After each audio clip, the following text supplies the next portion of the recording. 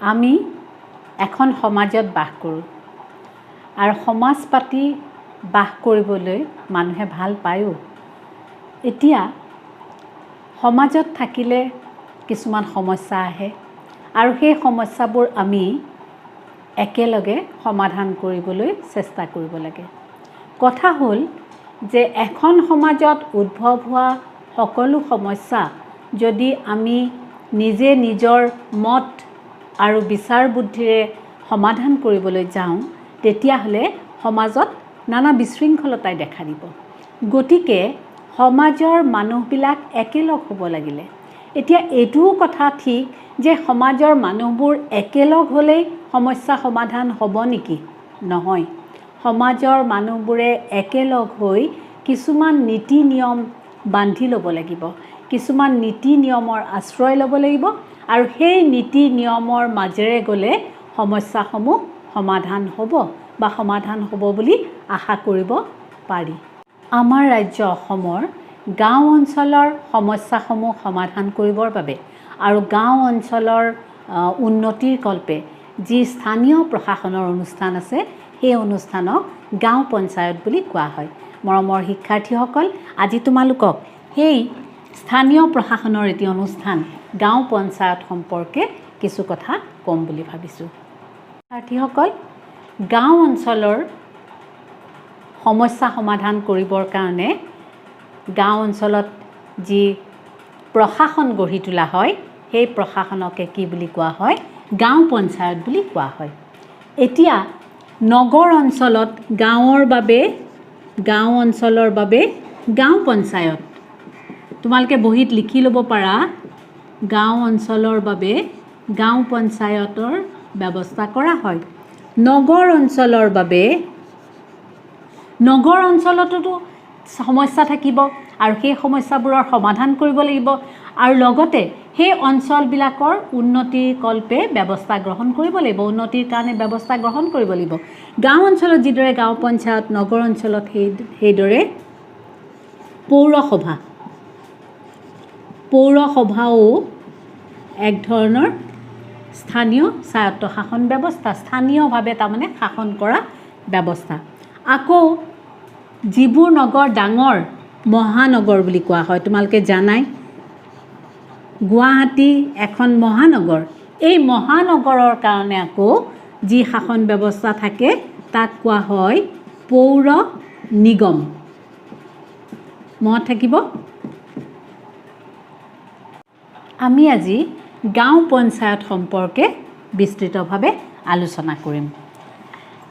চোৱা যে আমি গম পালোঁ গাঁও অঞ্চলৰ সমস্যা সমাধান কৰাৰ কাৰণে আৰু গাঁও অঞ্চলৰ উন্নতিৰ কাৰণে গাঁও পঞ্চায়তৰ ব্যৱস্থা আছে। একোখন গাঁৱৰ লোকসকলে গাঁও পঞ্চায়ত গঠন কৰে আৰু গাঁও অঞ্চলত যিসকল লোকৰ যোগ্যতা থাকে সেই যোগ্যতা থকা লোকসকলে গাঁও পঞ্চায়তৰ কাৰণে, গাঁও পঞ্চায়তৰ সদস্যৰ কাৰণে প্ৰতিনিধিত্ব আগবঢ়ায়। এগৰাকী সভা আমি গঠন বুলি লিখোঁ, গাঁও পঞ্চায়তৰ গঠন। গাঁও পঞ্চায়তৰ গঠনত আমি কি লিখিম? এগৰাকী সভাপতি, আকৌ 10 গৰাকী সদস্যক লৈ মুঠ হ'ল 11 গৰাকী। একোখন গাঁৱত 11 গৰাকী সদস্যক লৈ গাঁও পঞ্চায়ত গঠন কৰা হয়। সেই 11 গৰাকী সদস্যৰ মাজৰ পৰা এগৰাকী সদস্যক সভাপতি নিৰ্বাচন কৰা হয় আৰু বাকী 10 গৰাকী সদস্যৰ মাজৰ পৰা আৰু এগৰাকীক কি কৰিব পাৰি? উপসভাপতি নিৰ্বাচন কৰিব পাৰি। উপসভাপতি এই 10 গৰাকীৰ মাজৰ পৰাই কিন্তু দেই। উপসভাপতি কিয় নিৰ্বাচন কৰা হয়?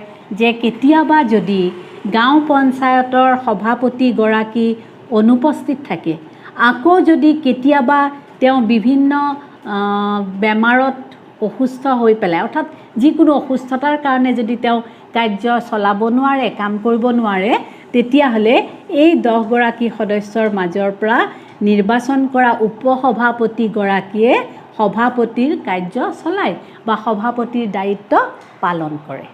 আমি যে গাঁও পঞ্চায়তৰ সভাপতিৰ কথা ক'লোঁ, সদস্যৰ কথা ক'লোঁ, সেইসকলক আকৌ নিৰ্বাচিত কৰা হয়। তেওঁলোকে নিজে ইচ্ছা কৰি সভাপতিও হ'ব নোৱাৰে আৰু সদস্যও হ'ব নোৱাৰে। এতিয়া এটা প্ৰশ্ন হয়, তোমালোকে হয়তো মোক প্ৰশ্ন সুধিব পাৰা যে সকলো গাঁৱতেই গাঁও পঞ্চায়ত ব্যৱস্থা থাকেনে? উত্তৰটো হ'ব এনেকুৱা যে সকলো গাঁৱতে গাঁও পঞ্চায়তৰ ব্যৱস্থা নাথাকে। যিবোৰ গাঁৱৰ জনসংখ্যা 6,000 জন, সেইবোৰ গাঁৱত যিদৰে গাঁও পঞ্চায়ত থাকিব, ঠিক সেইদৰে 7,000, 8,000, 9,000 জন লোক থকা গাঁওবিলাকত গাঁও পঞ্চায়তৰ ব্যৱস্থা থাকিব। অৰ্থাৎ 10,000তকৈ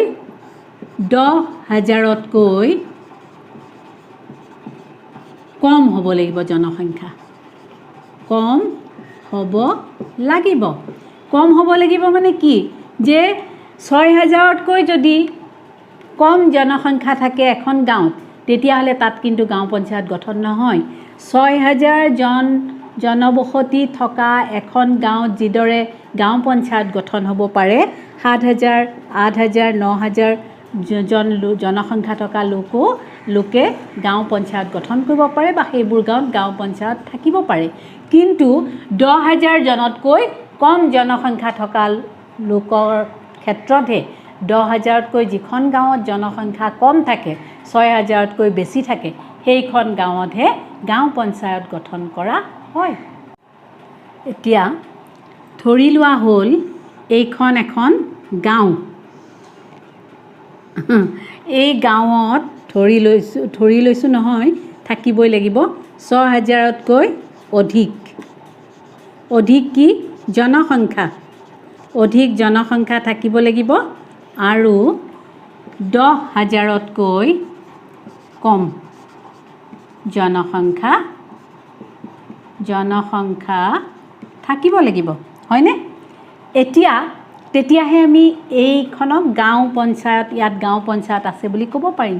এতিয়া এই গাঁওখনক আমি 10টা ভাগত ভাগ কৰিব পাৰোঁ।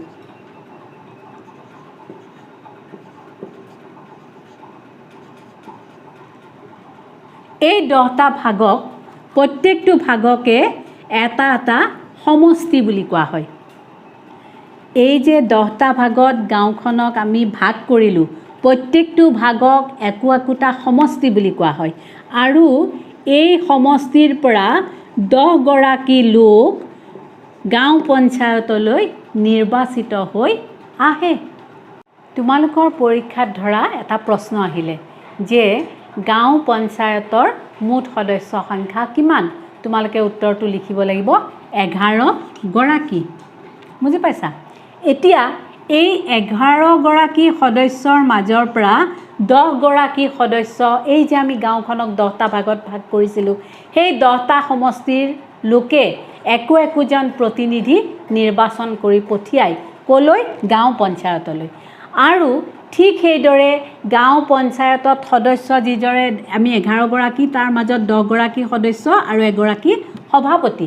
আৰু সেই সভাপতিগৰাকীও সেই অঞ্চলৰ পৰা, তেওঁৰ নিজৰ গাঁও অঞ্চলৰ পৰা সদস্যসকল নিৰ্বাচিত হৈ অহাৰ দৰে গাঁও অঞ্চলৰ ৰাইজৰ ভোটেৰে তেওঁ নিৰ্বাচিত হৈ গাঁও পঞ্চায়তলৈ আহিব লাগিব। কোন আহিব লাগিব? গাঁও পঞ্চায়তৰ সভাপতি। গাঁও পঞ্চায়তৰ সদস্য 10 গৰাকী আৰু সভাপতি অৰ্থাৎ 11 গৰাকী সদস্য যেতিয়া লগ হয়, তাৰ পিছত তেওঁলোকে এখন সভা আহ্বান কৰে। আৰু সেই সভাত সভাপতিগৰাকীক সহায় কৰিবৰ কাৰণে, কেতিয়া সহায় কৰিবৰ কাৰণে? কেতিয়াবা কোনো ক্ষেত্ৰত সভাপতিগৰাকী অনুপস্থিত থাকিলে বা তেওঁ কোনো কথাত অসুস্থ হৈ থাকিলে, সেই ক্ষেত্ৰত সভাপতিগৰাকীক সহায় কৰিবৰ কাৰণে সেইখন সভাতেই সদস্যসকলৰ মাজৰ পৰা এগৰাকীক উপসভাপতি নিৰ্বাচন কৰা হয়।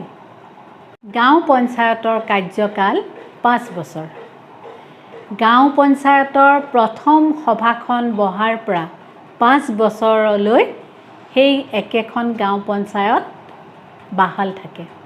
তাৰ মাজতে যদি কোনোবাই তেওঁ নিজৰ পদটো সদস্য পদেই হওক বা সভাপতি পদেই হওক উপসভাপতি পদেই হওক যদি ইস্তফা দিব বিচাৰে তেনেহ'লে ইস্তফা দিব পাৰে। 5 বছৰ সময় অতিক্ৰম কৰাৰ পিছত আকৌ সেই একেটা পদ্ধতিৰে আন এখন গাঁও পঞ্চায়ত গঠন কৰা হয়। এতিয়া কথা হ'ল যদিহে সভাপতি বা উপসভাপতিয়ে যদি পদৰ পৰা সভাপতিগৰাকীয়ে যদি গাঁও পঞ্চায়ত পদৰ পৰা নিজৰ পদটো ইস্তফা দিব বিচাৰে তেনেহ'লে তেওঁ উপায়ুক্তৰ ওচৰত সেইখন জিলাৰ গাঁওখনে যিখন জিলাৰ অন্তৰ্গত সেই জিলাখনৰ উপায়ুক্তক ইস্তফা পত্ৰ দিব লাগে। আকৌ সদস্যসকলে গাঁও পঞ্চায়তৰ সদস্যসকলে যদি নিজৰ পদটো ইস্তফা দিব বিচাৰে তেনেহ'লে গাঁও পঞ্চায়তৰ সভাপতিৰ ওচৰতো বা উপসভাপতিৰ ওচৰতো ইস্তফা পত্ৰ প্ৰদান কৰিব পাৰে। আমি গাঁও পঞ্চায়তৰ কাৰ্যকালৰ কথা গম পালোঁ হয়নে? কাৰ্যকাল 5 বছৰ বুলি গম পালোঁ। তাৰপিছত আহিলে কাৰ্যালয় যে প্ৰত্যেক গাঁও পঞ্চায়তৰ বাবে বা প্ৰত্যেক গাঁও পঞ্চায়তত একোটাকৈ কাৰ্যালয় থাকে আৰু সেই কাৰ্যালয়ত এগৰাকী সচিব আৰু আন কাৰ্যালয় সহায়ক থাকে। সচিবগৰাকীয়ে সকলো কাম কাজৰ তদাৰকী কৰে গাঁও পঞ্চায়তৰ সভাপতিগৰাকীৰ সহযোগত আৰু আন কাৰ্যালয় সহায়কে সচিবগৰাকীক সহায় কৰে। এতিয়া কথা হ'ল এই সচিবগৰাকী আৰু আন কাৰ্যালয় সহায়কক কোনে নিযুক্তি দিয়ে? ৰাজ্য চৰকাৰে নিযুক্তি দিয়ে। গাঁও পঞ্চায়তৰ কাৰ্যালয়ৰ সচিবগৰাকীয়ে কাৰ্যালয়ৰ সকলো কাম পৰিচালনা কৰে, তোমালোকক মই ক'লোঁ। তাৰপিছত এতিয়া কথা হ'ল যে গাঁও পঞ্চায়তৰ কি কাৰ্য? গাঁও পঞ্চায়তৰ কাৰ্য বুজি পাইছা? গাঁও পঞ্চায়তে সেই গাঁও অঞ্চলৰ বিভিন্ন উন্নয়নমূলক কাৰ্য সম্পাদন কৰে আৰু উন্নয়নমূলক কাৰ্য আৰু লগতে কিছুমান গঠনমূলক কাৰ্য সম্পাদন কৰে। তেওঁলোকে প্ৰত্যেক প্ৰত্যেক 2 মাহৰ মূৰে তেওঁলোকে একোখনকৈ সভা আহ্বান কৰিব পাৰে।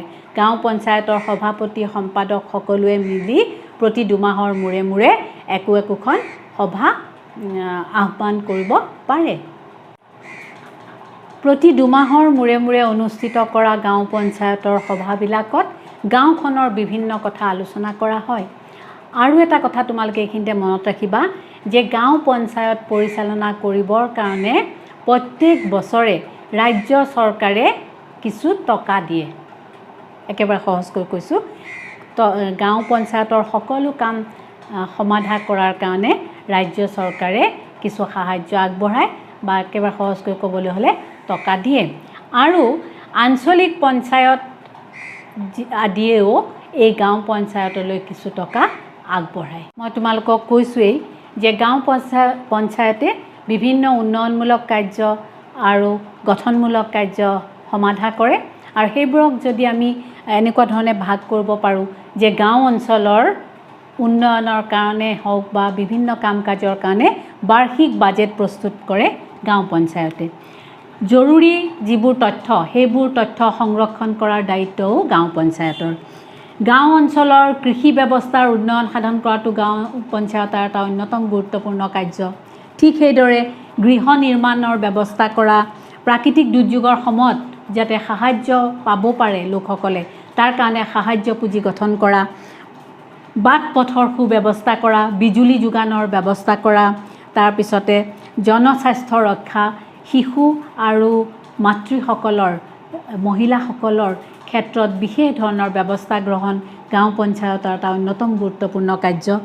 শিক্ষাৰ বিকাশ, প্ৰাথমিক শিক্ষা আৰু প্ৰাপ্তবয়স্ক শিক্ষাৰ ক্ষেত্ৰত বিশেষ ধৰণৰ গুৰুত্ব প্ৰদান, দুৰ্বল শ্ৰেণীৰ লোকৰ উন্নয়নৰ কাৰণে গুৰুত্ব প্ৰদান, আকৌ বিভিন্ন উন্নয়নমূলক কাম কাজ কৰাৰ কাৰণে কিছুমান স্বেচ্ছাসেৱী গোট গঠন কৰাটো গাঁও পঞ্চায়তৰ গুৰুত্বপূৰ্ণ কাৰ্যৰ ভিতৰত পৰে। তোমালোকৰ পৰীক্ষাত আহিব পাৰে গাঁও পঞ্চায়তৰ কাৰ্যাৱলী লিখা, তোমালোকে তেতিয়া এই কথাবোৰ একোটা একোটা বাক্যত লিখিবা। এনেদৰে দুটা শব্দত নিলিখিবা যে বাজেট প্ৰস্তুত বুলি ক'লে শুদ্ধ নহ'ব। তোমালোকে লিখিব লাগিব গাঁও পঞ্চায়তে গাঁও অঞ্চলৰ বাবে বাৰ্ষিক বাজেট প্ৰস্তুত কৰে। ঠিক আছে, গাঁও পঞ্চায়তৰ কাৰ্যসমূহ জনাৰ পিছত আমি গাঁও পঞ্চায়তৰ এটা অংগৰ কথা আলোচনা কৰিম। সেই অংগটো হ'ল গাঁও সভা। গাঁও পঞ্চায়তৰ ৰাজহুৱা সভাকেই গাঁও সভা বুলি কোৱা হয়। গাঁও সভা তোমালোকে মনত ৰাখিবা। এই গাঁও সভাই গাঁও পঞ্চায়তৰ ক্ষেত্ৰত এক গুৰুত্বপূৰ্ণ ভূমিকা পালন কৰে। যিকোনো সিদ্ধান্ত গ্ৰহণ কৰিবৰ বাবে গাঁও পঞ্চায়তে যিকোনো সিদ্ধান্ত গ্ৰহণ কৰিবৰ বাবে গাঁও সভা আহ্বান কৰিব পাৰে। আৰু যিকোনো এটা সিদ্ধান্ত গ্ৰহণৰ ক্ষেত্ৰত গাঁও সভাৰ মুঠ 10% সদস্য, মুঠ জনসংখ্যাৰ 10% সদস্য বা 100 জন সদস্য উপস্থিত থাকিব লাগে। আৰু এই কথাটোকে কি বুলি কোৱা হয় জানানে? ঠোল বুলি কোৱা হয়। ঠোল বুলি কোৱা হয়। এই 100 জন সদস্য উপস্থিত থাকিলেহে গাঁও পঞ্চায়তৰ গাঁও সভাত সিদ্ধান্ত গ্ৰহণ কৰিব পৰা যায়। এতিয়া কথা হ'ল যে গাঁও সভাই বিভিন্ন উন্নয়নমূলক কাৰ্যৰ কথা আলোচনা কৰে, বিভিন্ন গঠনমূলক কাৰ্যৰ কথা আলোচনা কৰে। বছৰত অতি কমেও 4 বাৰ গাঁও সভা বহিব লাগে। আৰু এই গাঁও সভাত পঞ্চায়তৰ সভাপতিগৰাকীয়ে সভাপতিত্ব কৰে। আৰু কোনোবা ক্ষেত্ৰত যদি সভাপতিগৰাকী অনুপস্থিত থাকে তেতিয়াহ'লে উপসভাপতিগৰাকীয়ে সেই সভাপতিৰ দায়িত্ব পালন কৰে। গাঁও পঞ্চায়ত আমাৰ স্থানীয় প্ৰশাসনৰ এটি অনুষ্ঠান গাঁও পঞ্চায়ত সম্পৰ্কে এইখিনি কথা তোমালোকে মনত ৰাখিবা।